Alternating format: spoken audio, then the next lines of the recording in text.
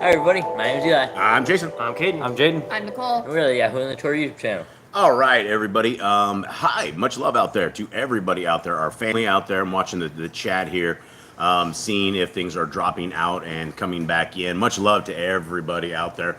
It is a Shabbat, and it is the end for those who are keeping Sukkot on this particular schedule. It is the end. This last day of Sukkot was last night, which we are praising Yah for the festival, but that it is over. And we unfortunately, I know, I'm just being really, really honest here. We live right at basically South America, right?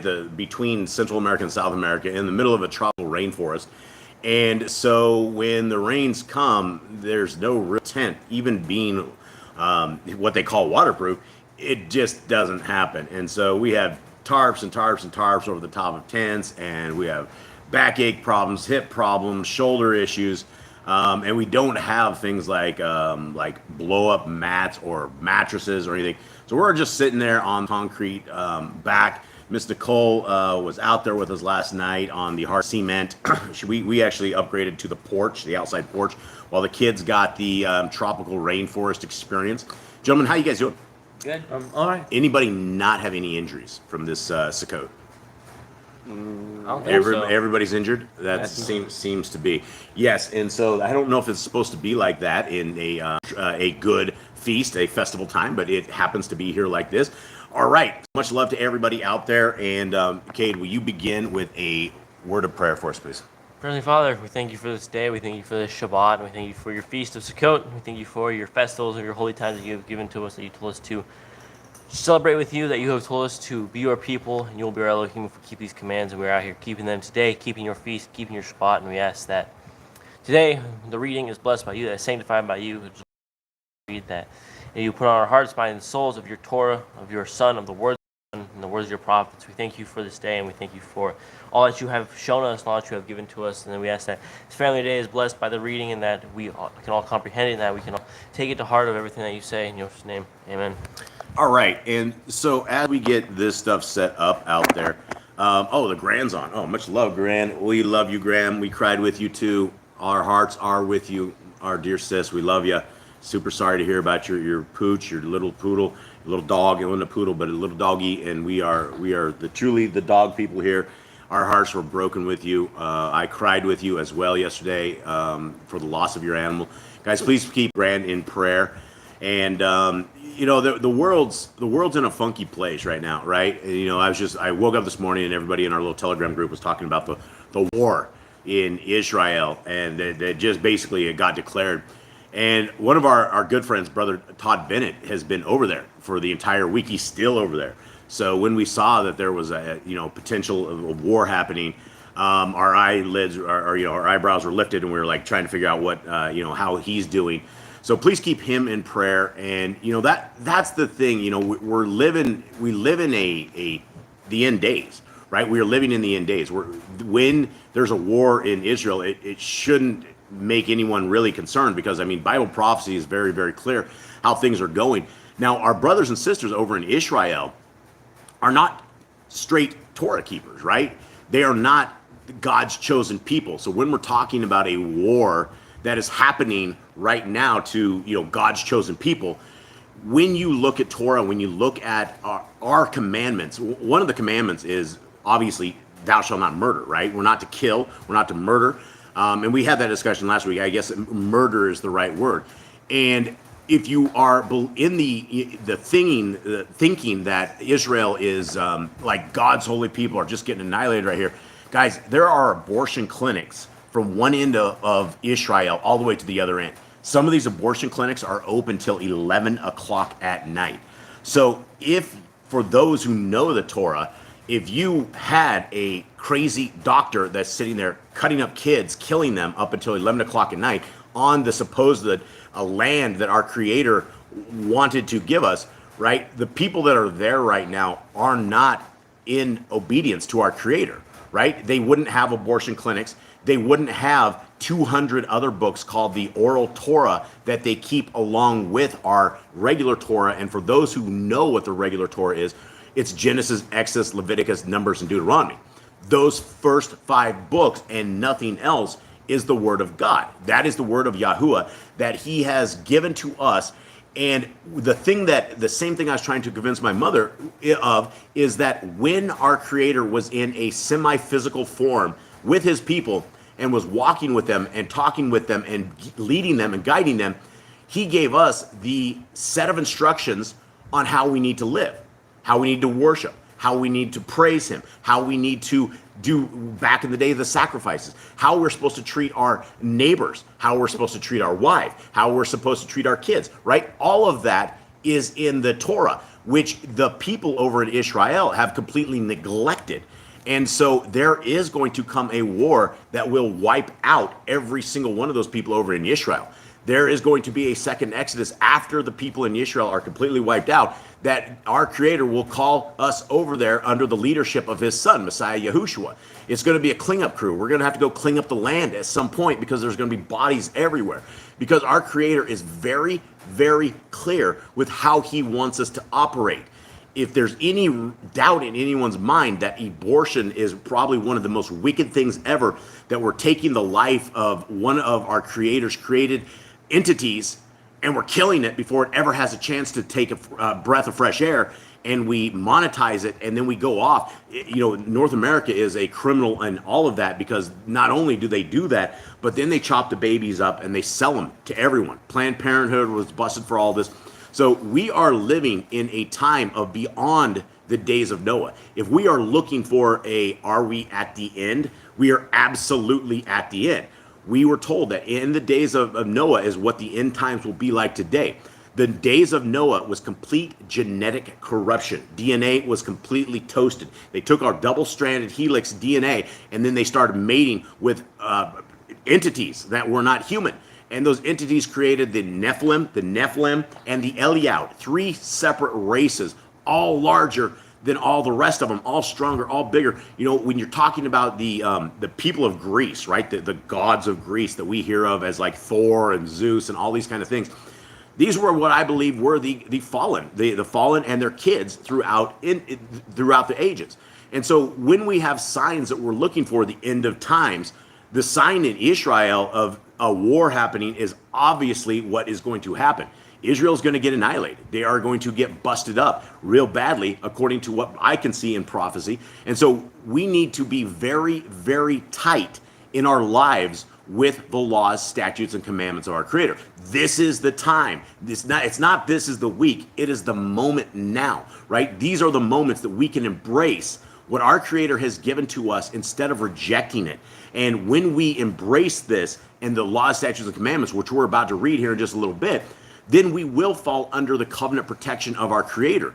But those who are not in Torah, those who do not care what our Creator has to say or care about what we are supposed to do based upon what he says, we shouldn't expect any kind of supernatural protection. The supernatural protection comes to Yah's people, and those are the people who are obeying his laws, statutes, and commandments. All right, Jade, will you please read our Aaronic Shema for us this morning? And the Shema, guys, is out of Deuteronomy 6. And when we're talking about biblical hermeneutics, and I love that word because it's just a really big word, and it sounds cool when I say it as well. So when we're talking about biblical hermeneutics, we're talking about that what is established at the beginning of the book cannot be changed at the end of the book. If at the beginning of the book it says Yahuwah is one, that means if you believe that our Creator, his Son, and the Ruach HaKodesh are all one giant entity, a deity, it goes against the principles of biblical hermeneutics. You can't change things at the end. If our Creator in his own Torah says, I am one, anytime that we decide that, okay, he must be two, well, we're breaking Deuteronomy 6 right here. And so this is where we need to be very, very clear that the beginning of the book, the front of the book, is the foundation of everything that we should know. It's not a time-sensitive material. It didn't expire. There's not a single verse that says, when my son comes, you guys can live like rebels. You guys can have at it, do what you want to do. When you're done at the end of the day, pray a little prayer, ask Jesus to forgive you of your sins, wake up the next day, and do it all again, right? That is essentially the doctrine of Christianity. And I know this because I lived this doctrine. I was a fantastic sinner. When it came down to this, I would sin all day long. At night, I would ask Jesus to forgive me of my sins. And then I would just, oh, yeah, I'm saved. There's a rapture coming for me, everybody. And then when I read scriptures from the front of the book, and I read it slowly, and like I tell my dear mama, read it as a love letter from our Creator to you. That is our technical manual on how we should live, how we should breathe, and all of this. All right, Jade, read. Hear, O Yisrael, Yahuwah our Elohim, Yahuwah is one. And you shall love Yahuwah your Elohim with all your heart, with all your being, and with all your might. And these words I am commanding you today shall be in your heart, and you shall impress them upon your children. You shall speak of them when you sit in your house, and when you walk by the way, when you lie down, and when you rise up. And shall bind them as a sign on your hand, and they shall be frontlets between your eyes, and you shall write them on the doorposts of your house and on your gates. Yeah, and this is what we are doing right now, right? We are obeying this commandment because we're speaking to them as we sit in our house, right? We're speaking to them as you guys sit there, right? We're trying to get people to understand the quality of these commandments are huge, right? There is a huge set of quality to the lifestyle that Torah keepers will live, as opposed to the life of people who are just, they don't care, right? We have a set of guidelines, and if we cross them, we know that our Creator is sitting there with a frown, with probably some crinkles on his forehead as he looks down and says, you knew what I wanted, and yet you are unwilling to do it. And so that's the difference here. Okay. All right, Ms. Nicole, let's say hi to everyone in the chat real quick before we move on to our laws, statutes, and commandments. All right, we have Brother Jeremy. We have Bonecat1, Ruby, Candy, Chris, Irma Saber. Hi, Irma. Let's see. Mama CA, Days Rainey, Rosie Chica. I'm going. Trisha's here. Trish, yo. We said hi What's to up, the Trish? Grand. The Grand. Yeah, hi, everybody. I think I got everybody. If I missed anybody, I'm sorry. Hi. All right, and for those in the Glad you're here. future, Carla and Joey, much love, and for everybody out there, whoever Mr. Batista is, much love to you. Ruby says sometimes it's hardest to teach your family. Yeah, absolutely, right. That is the rub, and that is what a lot of us fall into, is that once we find the truth, it's almost like you become a used car salesman trying to sell this, and everybody looks at you with that look like you're the gleaming used car salesman with the golden tooth that's sitting there trying to give them a new thing. And that's the problem when we are based in programming. When all of us are programmed, right? We are programmed to eat the food that we eat. We shun the food we haven't tried because it looks gross. We are programmed with what cars we like, with what toothpaste we use, with everything around us is completely programmed. Most of us only know what we think we know is because our parents have taken us to church when they took us to church, and we believed what they believed in the church. And when you believe what it says in these churches, it is 100% different than what it says in scriptures. And we have 50,000 different religions, all charging 10%, basically commissions, fees, their tithing, and it's a huge organization. And every one of them are far away from scriptures. And so we are going to go through these laws, statutes, and commandments, and these are beautiful, right? If anyone in the chat room sees any questions or has any questions, or a commandment doesn't make sense, hit us up. One of the greatest fun things that we are doing here on Shabbat is the ability that we can chat with all of you guys, and that we can get your guys' viewpoints. We can all become, just a big family, and that we can all hang out and discuss this stuff as what we should be doing. And so let us begin, gentlemen. Are you guys good? Yep. Okay. You guys read. I'm going to do the scrolly and watch Okay. the chat as well. So commandment number 1 is Be what? fruitful, Multiply. Replenish the earth. subdue it, have dominion over the fish, fowl, and every creature. You are bearing every tree for food. Man and woman should build their own families. Master said, Every clean moving thing that lives shall be food for you. Do not eat the blood. walk before me and be perfect. Guard Yahuwah's covenant, laws, statutes, and commandments. Every male shall be circumcised at 8 days old. Teach your children the commands and guard the way of Yahuwah. Remember Yahuwah's name for all generations. Keep the Passover, Pesach. Keep the feast of unleavened bread, the festival of Matzah. There was one Torah for the stranger and for the Hebrew. Sanctify all firstborn to Yahuwah. There are no mighty ones before Yahuwah. You shall not make graven images. Do not bring Yahuwah's name, do not. Hold on, let's real quick. I saw Rosie. What did she say on that? It says, they say her family. She's talking about her. Yeah, family. right. Messiah fulfilled the law, so we don't have to. I don't know how to help them. Can only keep going and hope they see. You know, that's one of those verses. There's only a certain number of verses that all the Christians have been programmed with. One is that Jesus fulfilled the law, and for whatever reason their preacher has described to them that fulfilling means they don't need to do it anymore. Another one of these verses they always do is when Messiah, all food has been made clean, right? In parentheses of all these translations, Messiah is not talking about unclean food. He's not talking about roadkill. And number one, pig and swine, all that stuff, that's not considered food. But when he said all food has been made clean, the Christians don't read that. All they had to do was just read that one chapter. That's it. Read from the top, read right to the bottom. It has nothing to do with cleaning all food. But yet people decided to, out of context, that is that. Another one of these things is that people will say that the Messiah and his dad are all of the same individual. And it simply comes because there's two verses in the scriptures. One is that where Messiah is answering a question and he says, I am. And he's answering. It's the same thing as if Jaden, are you my son? And he says, I am. It's the same thing. He's not saying he is our creator. He was answering a question.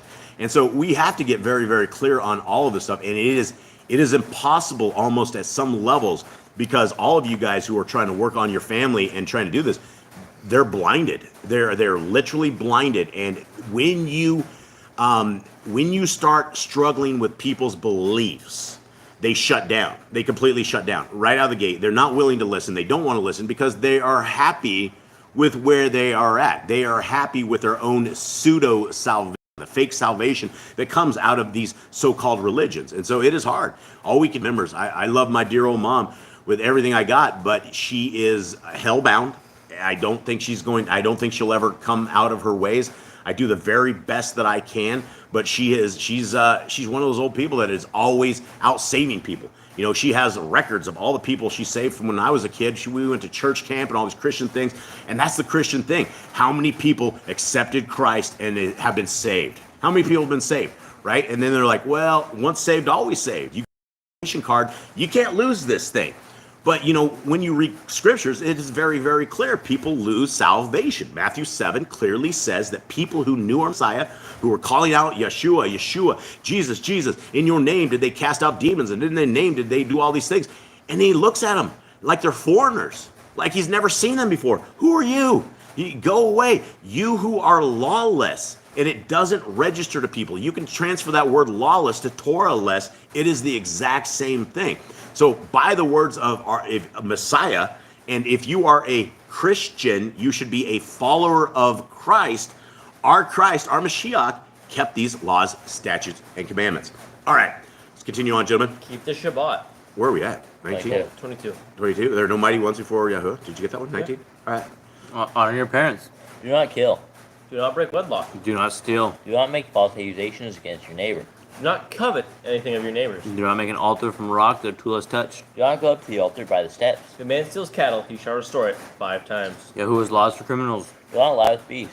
No sacrifice to other Elohim. Do not oppress a stranger, fatherless, or widow. Do not charge your brother interest. You borrow your neighbor's raiment, return to him before sunset. Do not curse the ruler of your people. Do not eat what is torn of any beast. No false report.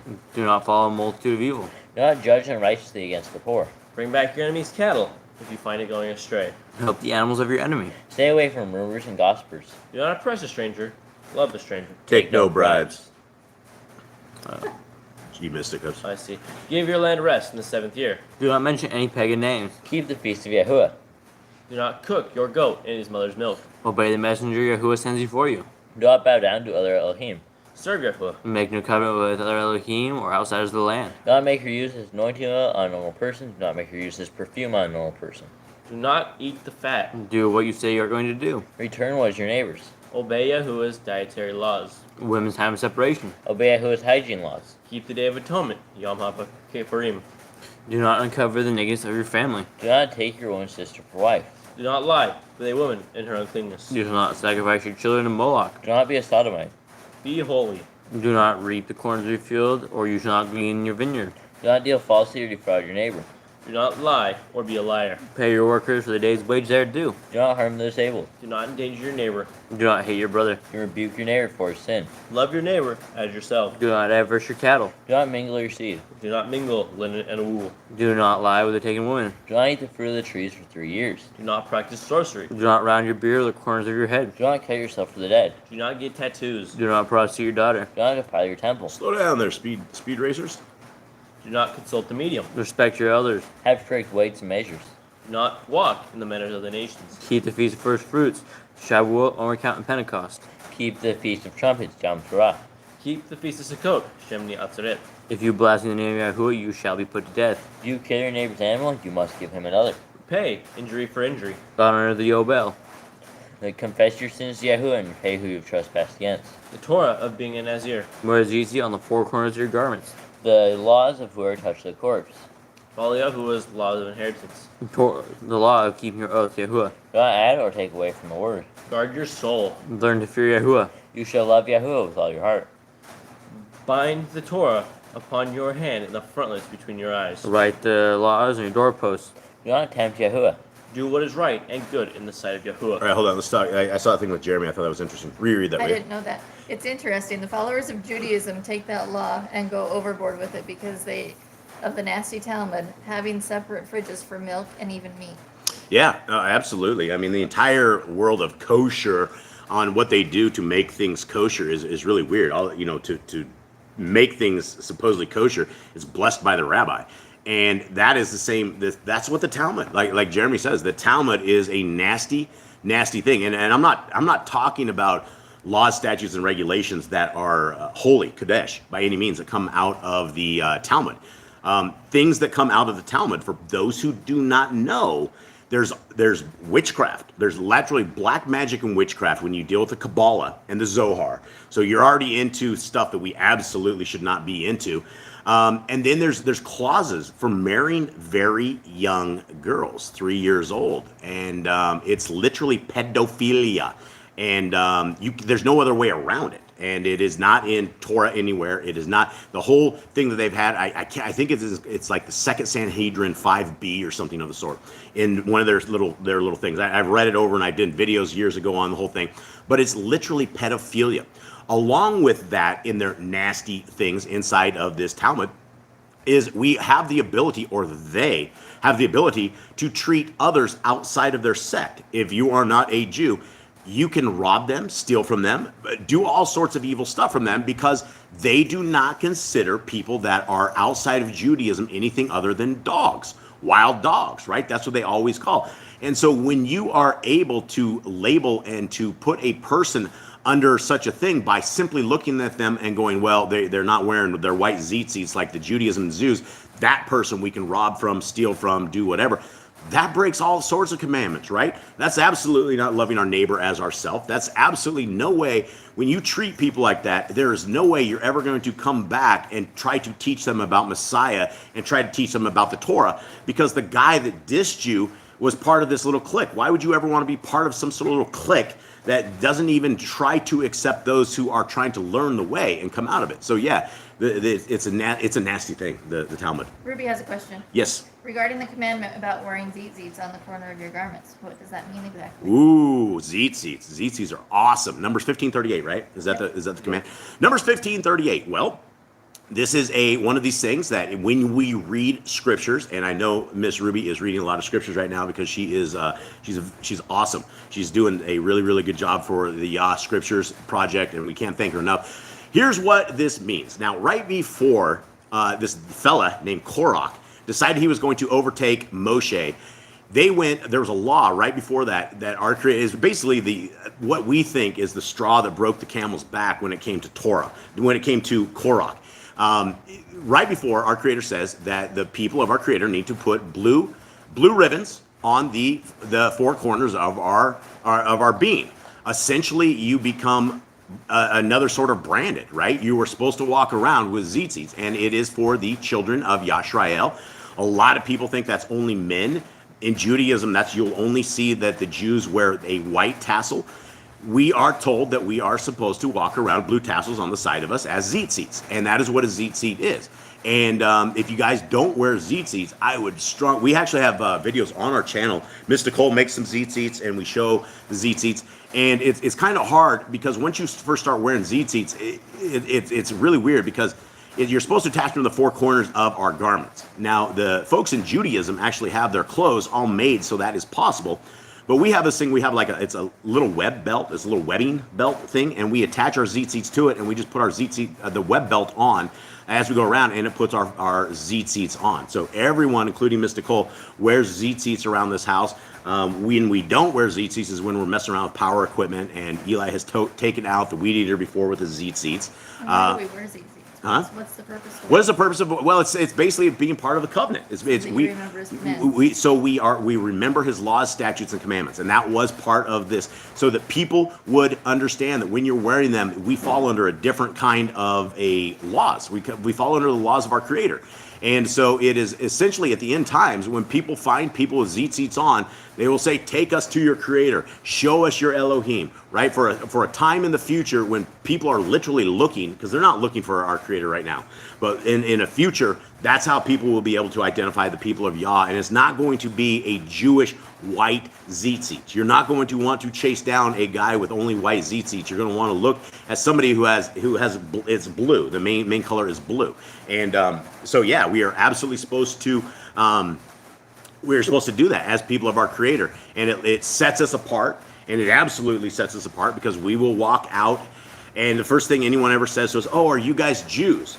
And we're like, absolutely not. We are not Jews, because the Jews only have white in their tzitzits, which again, that breaks Numbers 15:38. That is the color is not white. The color is blue. It's a shade of blue.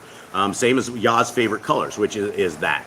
So hopefully that answers that for Miss Ruby. All right. Which says they put them on adding buttonholes at the hem or the waistband and tie them on that way. Yeah, and there's a lot of different ways to do that. And zits are absolutely cool. And I bet you and your mom would look really super cool with some zits on candy.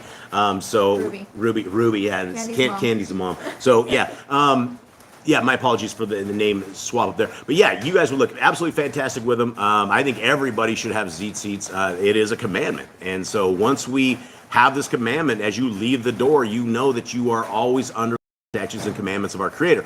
But back in the day, going back to that story, Korach decided that was bad news, and he wasn't going to do that. And he went and he told Moshe, we're done. We're gonna be the new Levites. We're gonna be the new priests. So Moshe goes, okay, go get your little burning lanterns. Everybody, meet me here tomorrow. Everybody, let's see if Yah approves of you. And then he actually said something which he doesn't normally say a lot of places. Is he asked Yah not to accept their sacrifice. He's like, I did nothing to these people. I have no idea why these people are being crazy.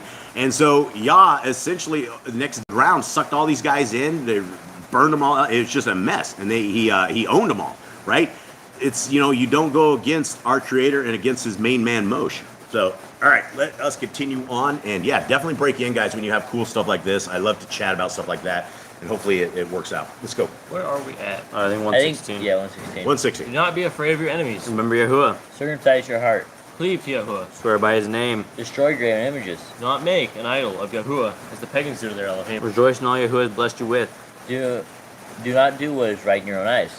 Do not hearken to the words of the false prophets. Do not make any baldness between your eyes of the dead. You shall not eat any abominable thing. You shall give to a stranger of clean food that dies of itself, but you shall not eat of it. Give tithe of your increase of seed year by year. Laws of the end of the 7-year release. Do not borrow from the nations. Do not harden your heart, nor shut your hand from the poor. Guard month 1 of Yahuwah's calendar. 3 times a year, all males shall appear before Yahuwah. You shall make judges and officers in all your gates. Do not plant Asherah poles near the altar. There must be 2 or 3 witnesses. Hearken unto the prophet Yahuwah has chosen. Nabbai, prophetess of Deuteronomy. All right, hold on.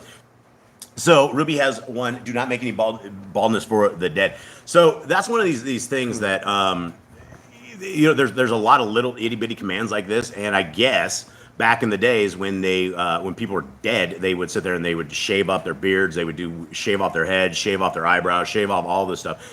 And it ended up being a command because that's, we're not that we're not pagans, right? And something else, Egyptian tradition was if people died, they would shave their eyebrows in respect for the dead. That was Egyptian tradition. Okay, yeah. So and so that's the a lot of these commandments were things that they actually picked up out of Egypt, Mitzrayim, when they were there, and they grew up in there, right? 400 years into slavery, 400 years of this, right? That's like 4 generations. By the 3rd or 4th generation, these people had no idea what to do and what not to do, and they were around an entire pagan society where there was multiple gods, and they did all sorts of crazy stuff like that, which is something we are told not to do because we need to be separate from the world. We don't want to smell like the world, taste like the world, look like the world, or do anything that the world does.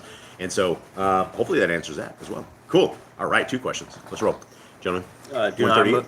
140, right? All right. Yeah, 140. All right. Do not remove your neighbor's property line. How to deal with a false witness among Torah The keepers. first child is to get double portions. If your brother's cattle or clothes are lost and you find them, you must return them. A woman should not wear what pertains to a man, nor a man wear what pertains to a woman.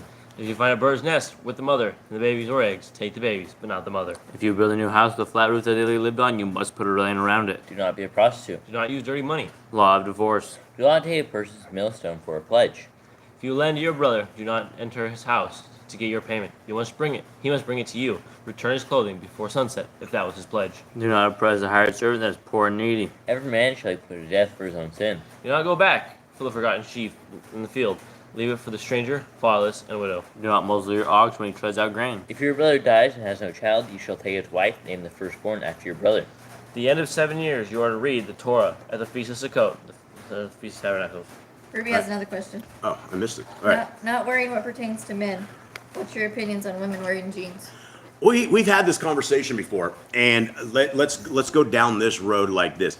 Now, the world that we are living in, and I don't know if it's everywhere in the world. I haven't seen this in South America, but in North America, it appears to me like the men have become women and the women have become men. And I know that's it's just being pushed really, really super hard right here. But here's the gig, and we used Mr. Cole as an example before because we live out in the middle of a jungle.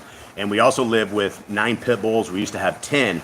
And if you can give me a quick vision of what you guys think of 9 dogs running through a woman with a dress on, Mr. Cole would probably be in the hospital half the week. So here's the bottom line. If what you are wearing, you are attempting to look like a man, or a man is attempting to look like the woman, that is what this is talking about.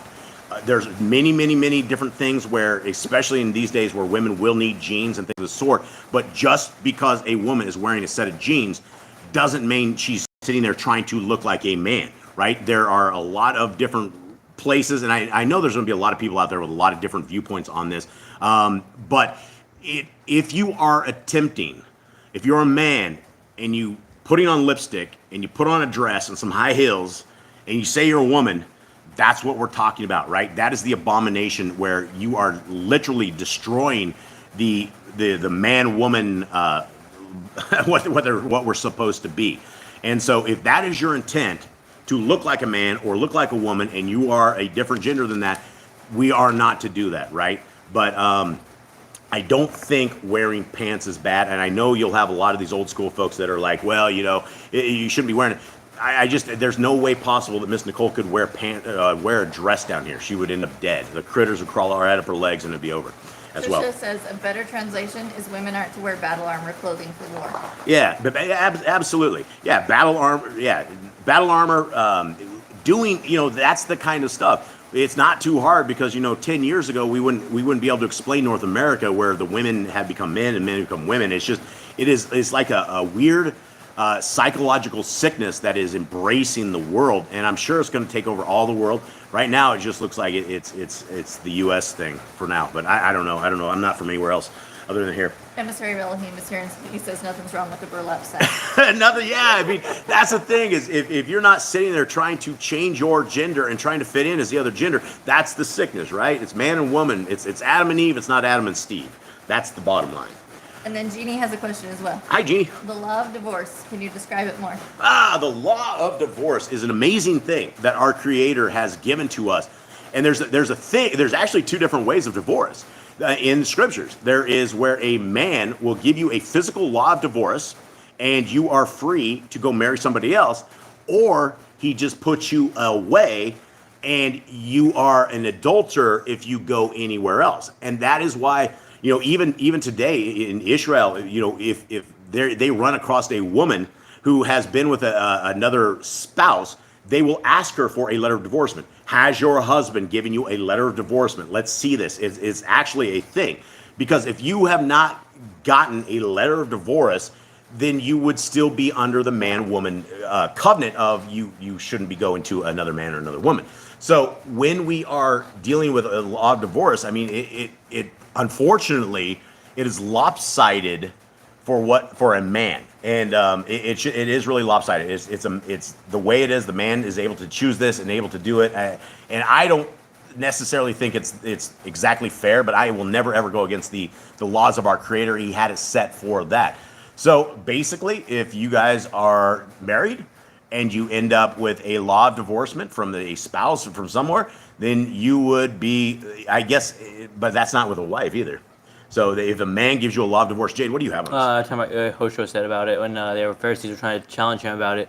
He was talking about the law, and he said because their hearts are hard, you could just put away anyone you want, right, for any reason. But he says that you should not put away anyone for any reason except for adultery. If they commit adultery, then that's when you should put them away. Yeah, absolutely. But if you must stay with them because Yah put you together, do not separate what Yah has put together. Absolutely, yeah. And I truly believe that a woman is a essential part of a man as far as a helpmate goes. I would be just terrible without my helpmate, and I believe that is the perfect setup as far as that goes. And does that make sense? Jeannie says, my husband cheated on me, so I gave him a letter of divorce.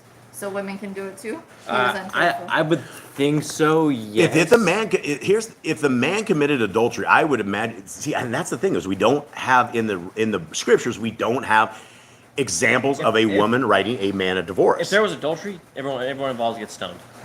And that is absolutely true. They would solve that themselves. There would be no Right. divorce. They found someone cheating with someone else, and the other person So they were yeah, divorced. Jeannie, or married. the lady that he cheated on and him would be outside the village gates with a pile of rocks on them in a holy land, right? So you wouldn't have to worry about a letter of divorcement at this stage.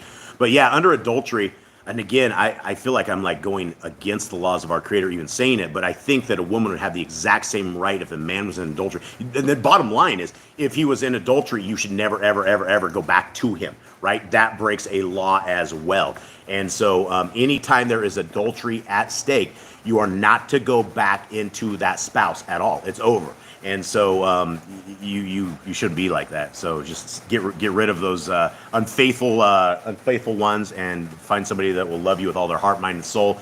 And there are people out there like that as well. And so does that answer that?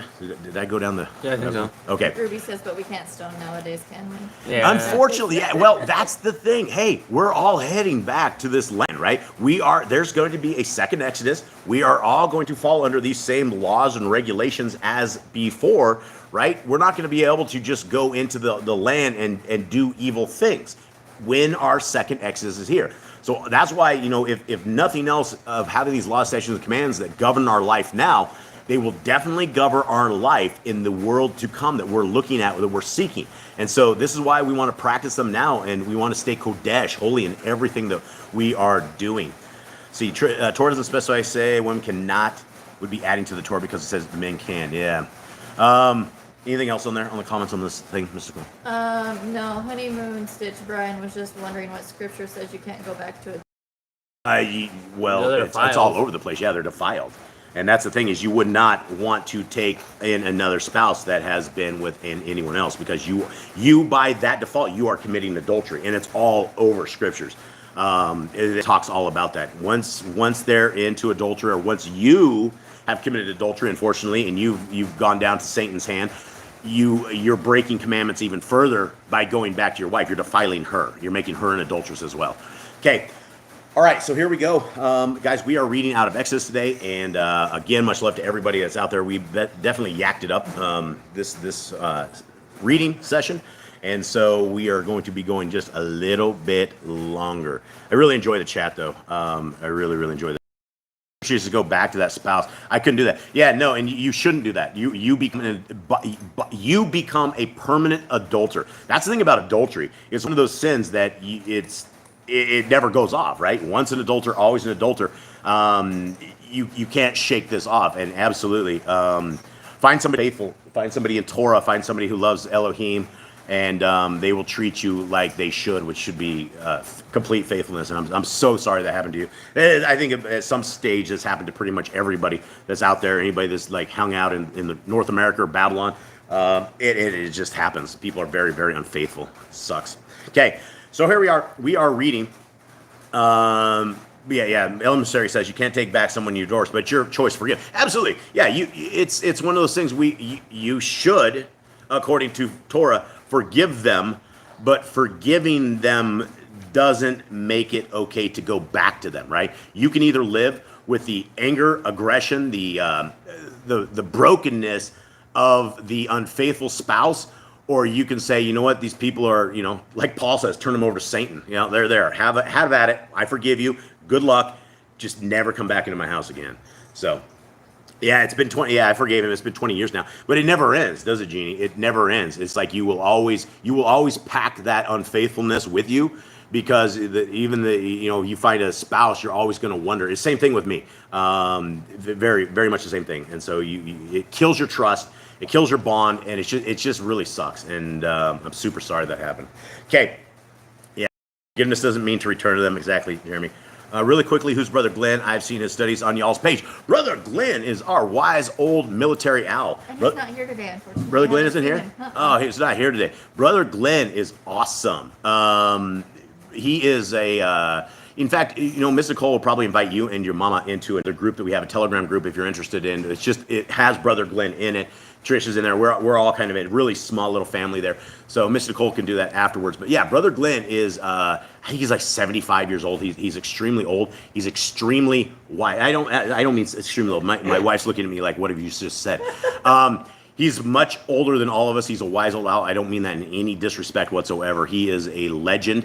He is extremely schooled in, he just sits and reads and studies and throws stuff out. And so it's folks like Brother Glenn and the Grand, who are our senior awesomeness, who we really, really, truly love having around, because they're wise. The old timers are always very, very wise.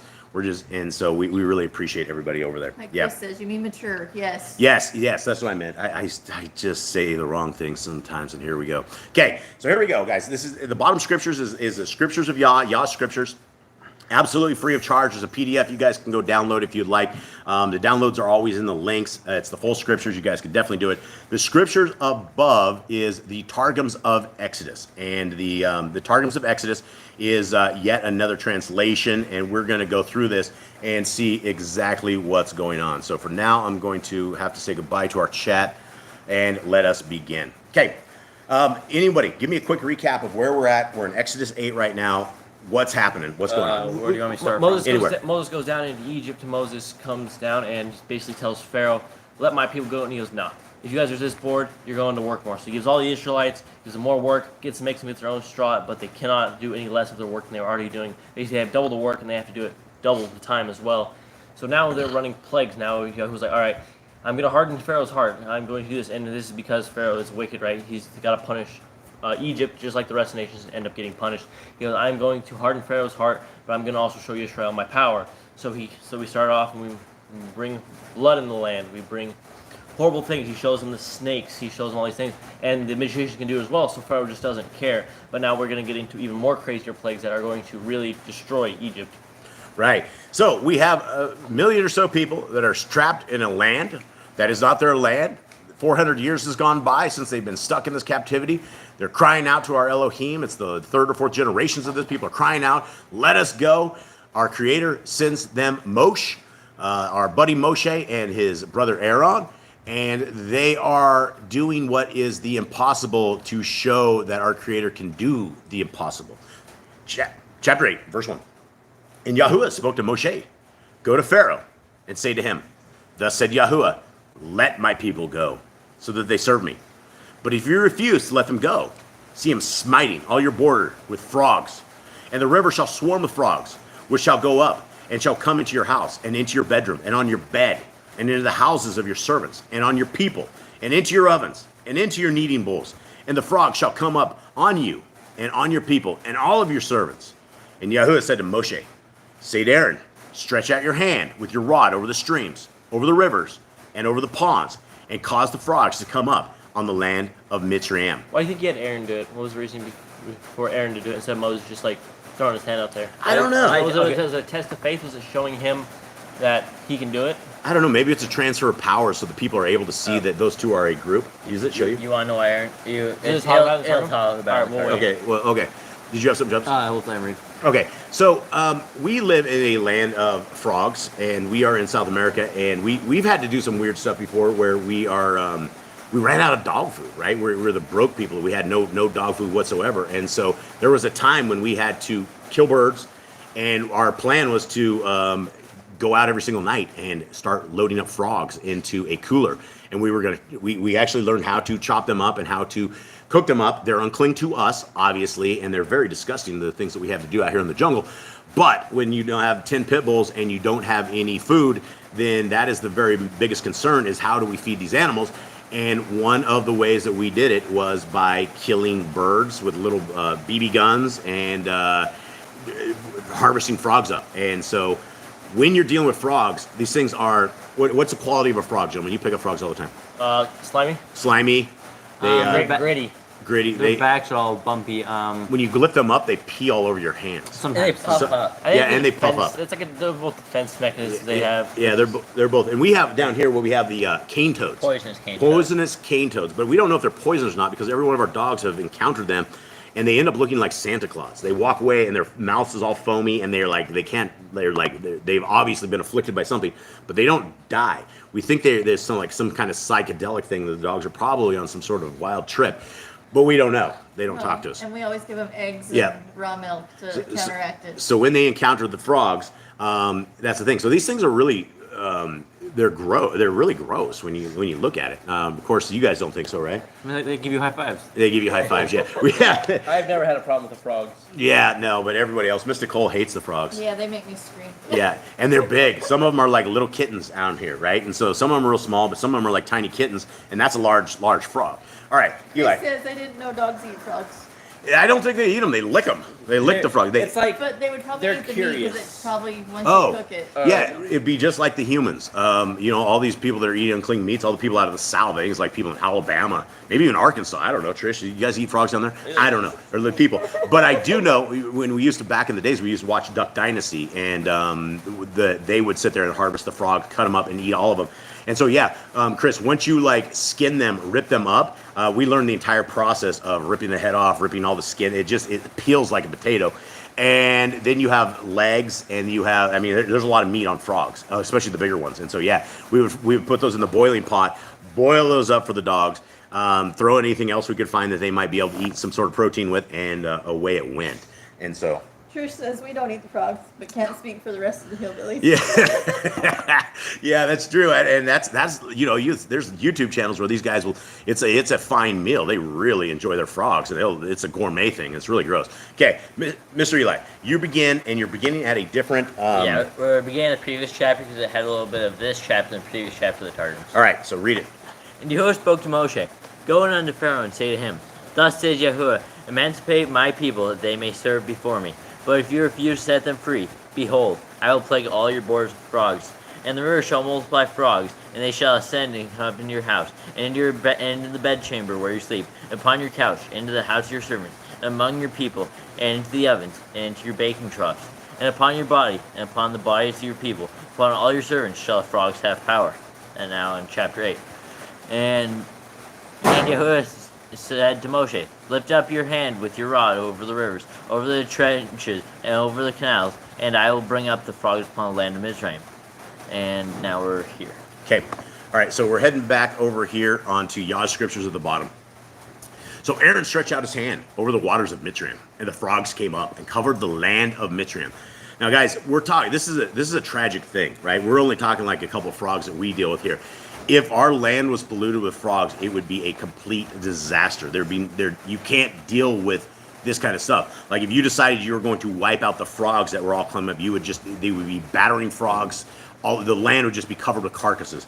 This is a no-win situation here. That you're not going to win against the powers of Yah, especially if it brings up critters such as this. Okay, 7. And the magicians did so with their magic, and brought up the frogs on the land of Mitzrayim. Pharaoh then called for Moshe and Aaron and said, "Pray to Yahuwah to take away the frogs from me and from my people. Go, and I shall let the people go to slaughter to Yahuwah."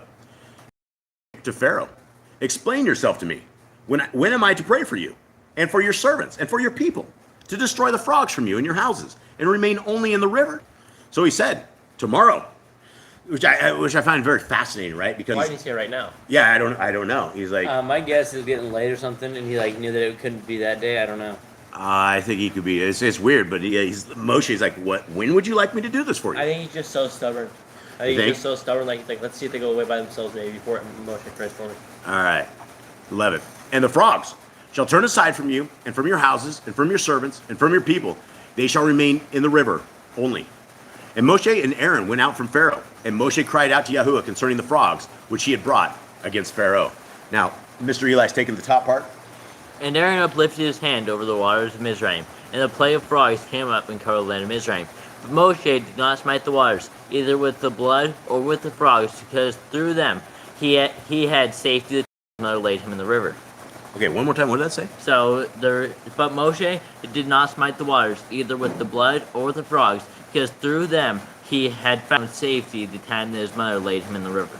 So this is one of these things that could very well be like the legends of the Jews or something, but I guess it's kind of an explanation. Yeah, so you don't want to like hurt the water because the water protected him. It was because They Moshe was already the... turned to blood. What's stopping him from putting in frogs? Well, because he didn't want to affect the water that he was in or something. He didn't do it with the blood or the frogs. that would be So interesting. my theory here was that since he said he'd make him an Elohim to Pharaoh, that he would be commanding, like Aaron would be his servant, and then he would see the power of Moshe or something like that. I think that was my theory. Because in the earlier said he'd make him an Elohim before Pharaoh. Lowercase Elohim. Yeah, so like he would show him that he had all his power and that he could command his servant to do this, and his servant would have his power. That's what it was.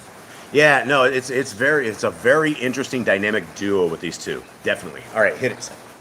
And the astrologers did likewise by their burnings, and brought up frogs in the land of Mizraim. And Pharaoh called to Moshe and to Aaron, saying, "Pray for Yahuwah, that he may remove the frogs from me and from my people, and I will release the people to offer the sacrifice of a feast before Yahuwah." And Moshe said to Pharaoh, "Glorify yourself on account of me. At what time do you request that I should pray for you, and for your servants, and for your people, that the frogs may be destroyed from you and from your house, and be left only in the river?" And he said, "Tomorrow." And he said, "According to your word, that you may know that there is none like Yahuwah our Elohim." And Jerusalem says, "Give a sign, and keep at a distance, till I have prayed for you. And the frogs shall depart from you, and from your house, and from your servants, and from your people, and those only that are in the river shall remain." And Moshe and Aaron went out from Pharaoh, and Moshe prayed before Yahuwah, respecting the frogs as he had proposed to Pharaoh. Yeah, it's kind of cool though. You know, that's the power of one of Yah's critters, is that in a world where he would have annihilated every single one of those frogs, all of a sudden, all of the bugs would have gone wild. Like if there were no bugs, if there were no frogs down by the river, all of a sudden the people of Mitzrayim would have been annihilated with bugs and things of that nature. And so every single critter that our Creator has made is part of this ecosystem that if one of these things are gone, then it really does change the dynamic of everything. So, all right, let's continue on. Where am I at here? 13. Okay. And Yahuwah did according to the word of Moshe. And the frogs died out of the houses, out of the courtyards, and out of the fields. And they gathered them together in heaps, and the land stank. So they didn't exactly disappear. They exactly died right there. Turned over and died. Yeah, and we often joke about something where some foul smell around here. We'll go like, "Oh wow, that's the smell of Mitzrayim. Oh, that's something terrible, right?" And one time we had all these mice out in our back, and we gave them this poison cheese, and there were just corpses everywhere, and it just smelled like the lands of Mitzrayim. That was one example of that. My wife gives me that look like, "Why are you even saying this?" No, it's one of those things. It had to have reeked. Right? Any little carcass, any kind of corpse at all, this was a mess. And so as many frogs as there were, all of a sudden they needed a frog street sweepers to come and take care of these. Okay. 15. And when Pharaoh saw that there was relief, he hardened his heart and did not listen to them, as Yahuwah had said. And Yahuwah said to Moshe, "Say to Aaron, stretch out your rod and strike the dust of the land, so that it becomes gnats in all the land of Mitzrayim." And they did so. And Aaron stretched out his hand with his rod and struck the dust of the earth, and it became gnats on man and beast. all the dust of the land became gnats in all the land of Mitzrayim. Okay, flies are really annoying, but Yeah. gnats are even smaller, and more of them are way worse. Yeah, they're absolutely terrible, and I guess we could equate that to fleas, because if we had we have 10 pit bulls living out in the middle of a jungle, so every single week we have to bath these dogs or the fleas go mad. It would totally be wild, and for people that do not know, fleas rarely ever bite human beings, but they absolutely love the dogs, and so these gnats are little tiny critters flying all around, and these gnats do bite you. We have, I don't know how many different varieties of bugs that we have down here, but I think about 90% of them eat you. And no-see-ums, yeah. And we call them the no-see-ums because they come and go. It is straight up like a ghetto hit run or something. You know, you'll look on your arm, you have a giant welt, you have no idea which one of them hit you, but you just got owned. And even in a house with screens on and things of that nature, these little tiny bugs are all over. So these gnats were probably very, very horrible things that these people were not so good. All right, is it on you? Yep. All right. Where was that there? You're on 18. All right, roll me up there. There we go. And Yahuwah did according to the word of Moshe, and the frogs died from the houses and from the courts and from the field, and they collected them in heaps and heaps, and the land was corrupted. And Pharaoh thought that he was refreshed from his molestation, but hardened his heart and would not hearken to them, as Yahuwah had said.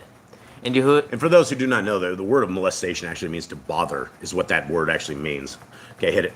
And Yahuwah said to Moshe, Speak unto Aaron, lift up your rod and smite the dusty earth. And it shall become venomous insects in all the land of Mizraim. But it shall not be by you the ground was smitten, because therein for you was the means of safety when you had slain the Mizraim, and it received him. That's very interesting. All right, and so that, you know, when you're talking about it shall be like venomous, what does it say, venomous what? Venomous insects. Venomous insects. These things, I don't know what it Could be is. mosquitoes. Yeah, anything. Any of these bugs that bite you, they don't just suck your blood. They like leave a giant welt.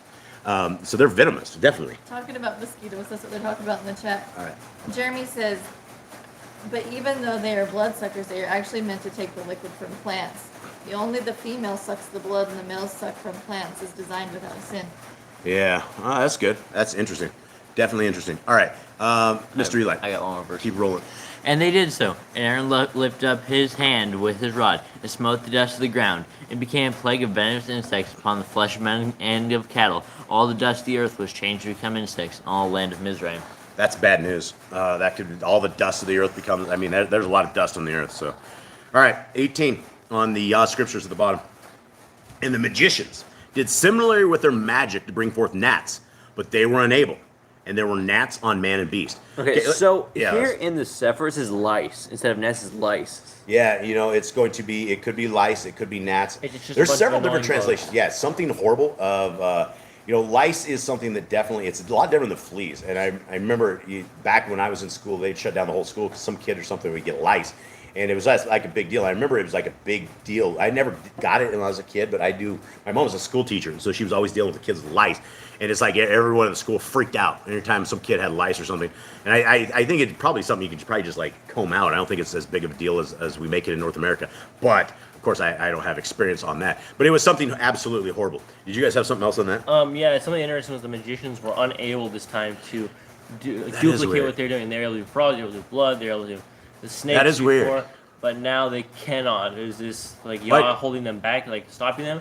Or is it like Well- something like maybe Pharaoh like just don't do this one, please don't add gnats, please don't add more. Yeah, and that's interesting because they could take a stick and turn it into a snake, right? And they were able to take water, turn it into blood. But for whatever reason, the evil magicians, who obviously have the power of Satan, were unable to do it. Or yeah, like you said, maybe Pharaoh's like, I've had enough of these gnats. And I mean, these things are so small. I mean, it doesn't matter. Why don't they try getting rid of them instead of adding more? You can't get rid of these things, dude. Like okay, they have like power, right, to bring them. Oh, they right. can have power probably to get rid of them. Why aren't they trying the opposite? I don't know if they're just not smart enough, or they're just like trying to one up Moshe. Yeah, well, I don't think they got that kind of power to fight against that kind of stuff.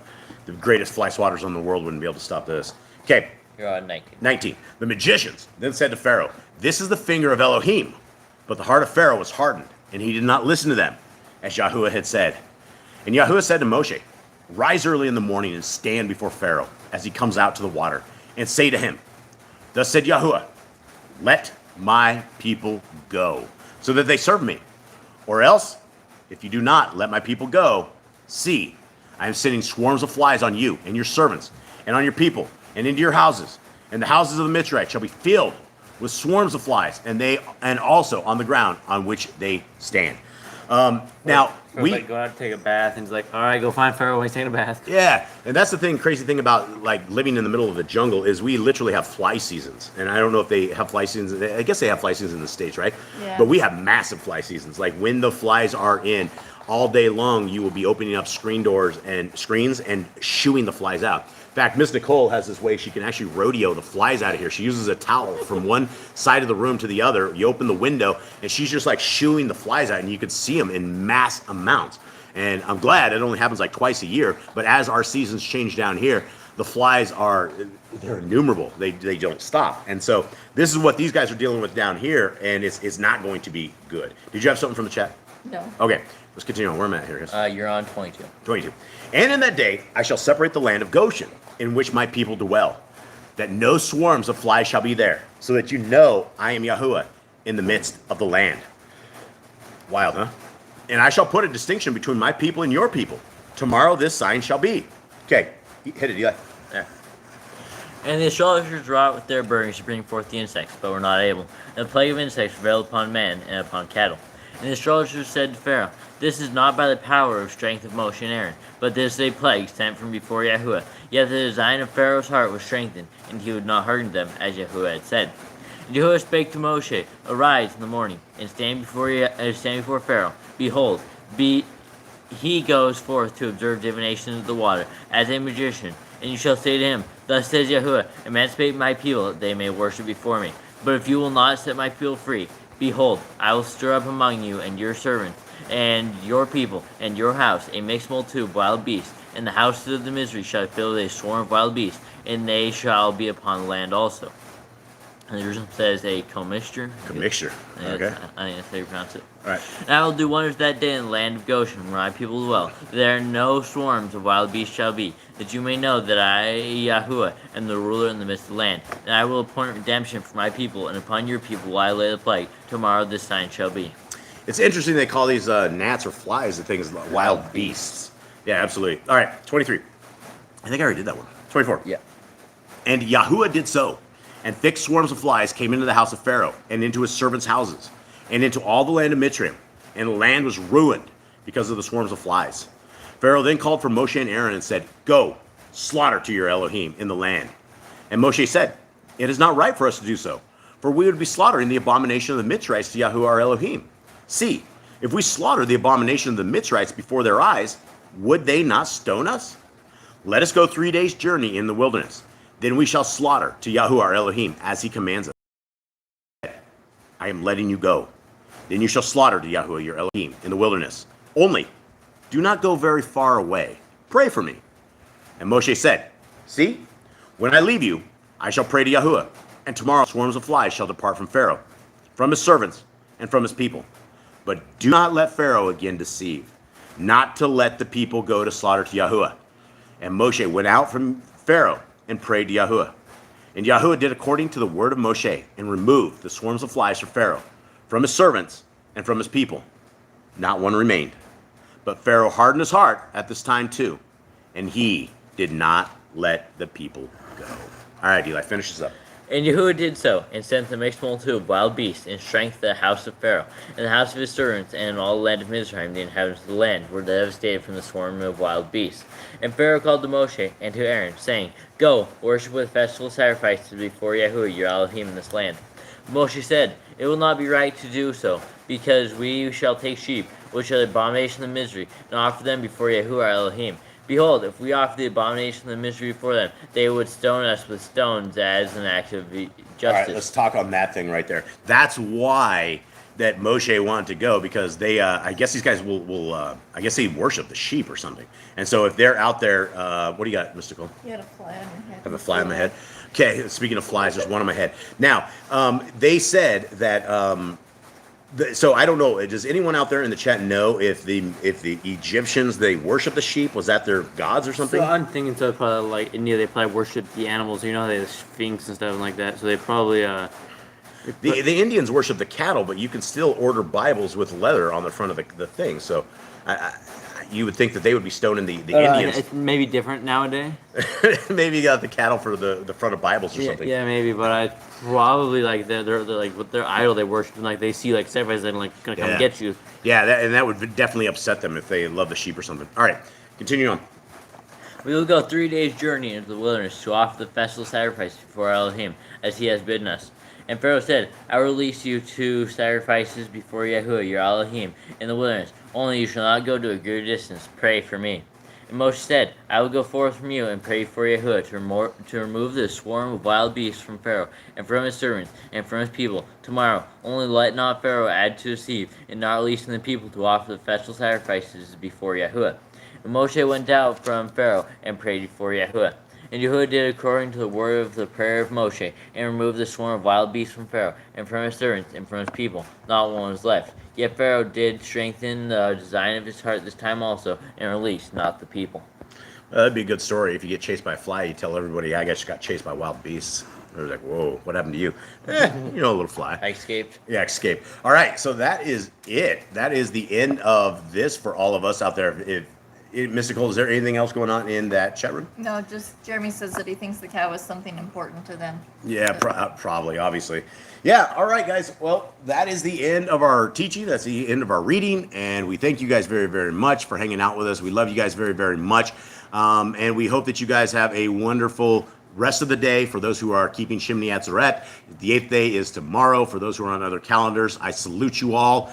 Regardless of the calendar you're on, I salute you for being obedient to our Creator, and I hope that one day we all figure this out, because I don't know so much as any of us have this all figured out yet, but we will, and we have an amazing leader who will be here soon, and we may not be in our lifetime, but we need to be one of the smart virgins, the people with oil in their lamps, the people that are ready for when our Messiah comes, and that is the whole point of be ready. Right? If we are sitting here and we're living like the world, tasting like the world, and we think that we're going to catch this right at the edge and we're going to change our ways right before the end, nobody ever does. And so this is a time right now where we can seek our Creator, where we can change our lifestyle, where we can change everything about us, and we can be Kodesh. We can be Kodesh in a world that is very un-Kodesh. We can be an example and a shining light. And so this is what we're called to be, is we're called to be the people of our Creator who are different than everybody else. Okay, everybody, we love you all very, very much. Jade, will you please give us a blessing? Yahuwah spoke unto Moshe, saying, Speak unto Aaron and unto his sons, saying, On this wise you shall bless the children of Israel, saying to them, Yahuwah bless you and guard you. Yahuwah make his face shine upon you and be gracious unto you. He will lift up his countenance upon you and give you peace. And they shall put my name upon the children of Israel, and I will bless them. All right, everybody, we love you guys very, very much. We truly do. We very much value every one of you guys. As we go into the scene on this, at the end of the James block, we'll rend the heavens, and our dogs usually get up about this time and start howling. So ask for forgiveness now. Normally we have some special muffins that we have over there, and the dogs will be quiet for the muffins, but I don't know if we'll have that ready. So much love to all of you guys. We love you all. Have a wonderful weekend.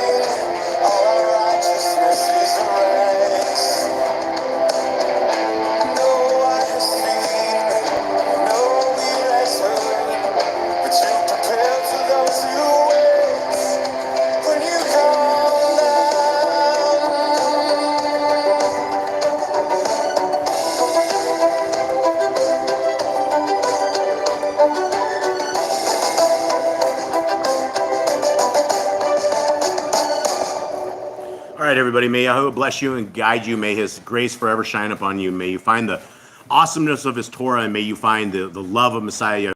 Guys, we love you very much, and we hope that you guys have a blessed day. A good Shabbat Shalom to everybody out there. We love you all. Have a good day. All right. Shalom.